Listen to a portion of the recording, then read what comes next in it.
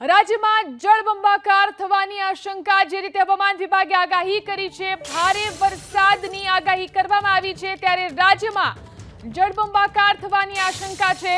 વરસાદી રેડ એલર્ટને પગલે સરકાર પણ સતર્ક બની ચૂકી છે। જે રીતે વરસાદ વરસી રહ્યો છે, રાજ્ય અને કેન્દ્ર સરકારની વરસાદની સ્થિતિ ઉપર સતત નજર બનેલી છે।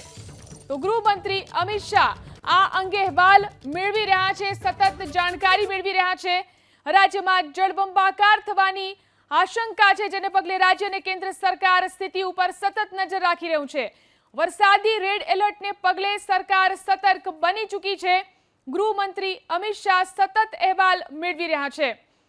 તો રાજ્યમાં જે રીતે સતત વરસાદ વરસી રહ્યો છે, ગૃહમંત્રી અમિત શાહે વાત કરી હતી ગૃહ રાજ્યમંત્રી હર્ષ સંઘવી સાથે અને તમામ જાણકારી મેળવી। ભારે પવનની સાથે અતિ ભારે વરસાદની રાજ્યની અંદર શક્યતા છે।